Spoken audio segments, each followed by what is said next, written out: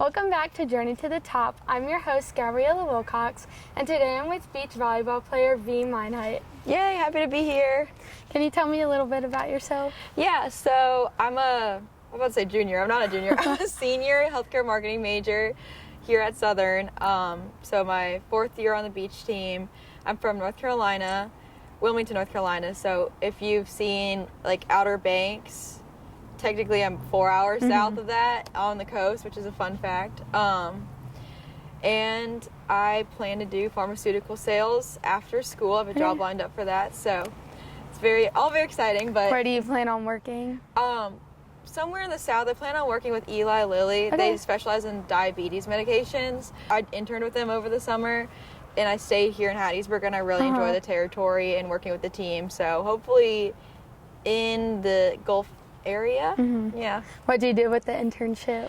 I basically just like worked as a full-time rep that had all the same responsibilities, and I'd call in doctors in this area and handle outside responsibilities and whatnot, but it's hard to explain. I'm really bad at explaining it. It's okay. It's really fun because I got to plan my own routing and who I'd see each day, and I was like responsible for lunches and budgets and whatnot, so it was really fun. Sounds like a good experience for what you want to end up doing. So coming from North Carolina, why did you choose to come to Southern Miss? My recruiting year was weird. It was over COVID, and all of the communication I did with coaches was primarily through like email and text, and I really liked the way Coach Sean and I communicated, and not having seen the campus but looking at pictures, I thought it was pretty, so I went out on a limb. I took a leap of faith, and I ended up here and I liked it. So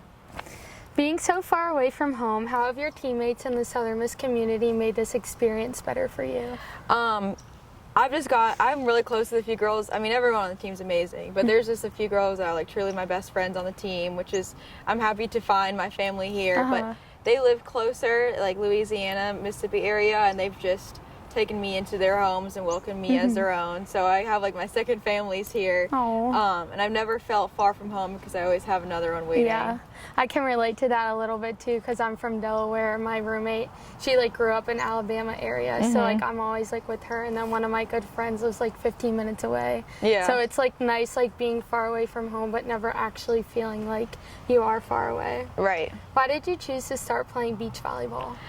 Honestly, it's because I started with indoor, and indoor tournaments were a little bit hectic. You also have 6 people on the court, so you don't get a lot of touch time or ball interaction. I don't know if there's a term for that or not, but my beach tournaments were hosted at sports bars, kind of. It was like a bar with a beach facility, and honestly, I liked it because my parents would be drinking and they wouldn't get as mad at me if I lost, and I was like, I can vibe with this. Everyone here is super sweet, so that's kind of why I fell in love and I stuck with it. Can you share an experience from your high school career that influenced you to want to play collegiately? I think it's just my high school had a lot of collegiate athletes, especially females, and a lot of them were volleyball, but it was just spread out throughout all sports, and I was really cool like going through the 4 years of high school, seeing all these girls commit to colleges, and I was like, if I can play a sport and do that, it's something I want to do, and it all worked out. So good. In what ways is beach volleyball similar and different from indoor? I mean, you got 2 people on the court, where indoor you have 6, but it's like it's more of a, I don't know, I haven't played indoor in such a long time, so I almost don't want to speak on indoor because I feel bad if I mess something up, but to me it was like you're going from 6 people responsible for what happens to 2. So it's really, you're really working hard with another person to like not just play but have that connection and relationship, and it's also more laid back. I don't know what it is about beach, but something about it, the vibe just seems more like everyone's laid back. more, I think it might just because you're outside and like you're in the sun playing in the sand, but it was, for me, it's like the vibe, it's not as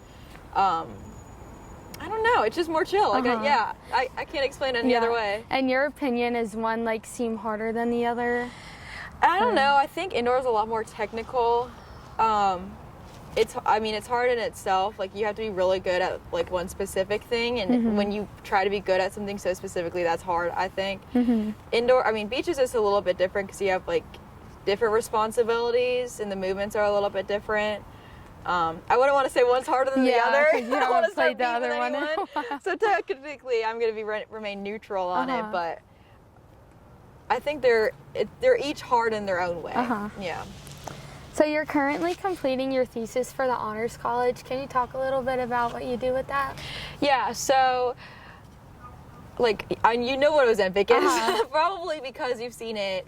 You've probably seen the commercials, but you've also seen, like, TikToks where Scott Disick's Ozempic fridge or something crazy, like just a bunch of TikToks and Instagrams talking about it and, like, relating it to celebrities. And there's been a huge shortage with it, and so people who have had to actually rely on that medication have been struggling to get it, one because of shortages and insurance costs and whatnot. But I wanted to look at how, like, social media representation of prescription drugs differs from a manufacturer's, like, commercial that they broadcast. And so it's just been the few hurdles I've found were that, especially with pharmaceuticals and medications, one, your consumer behavior is a little bit different because it's the provider that's kind of making that executive choice for you.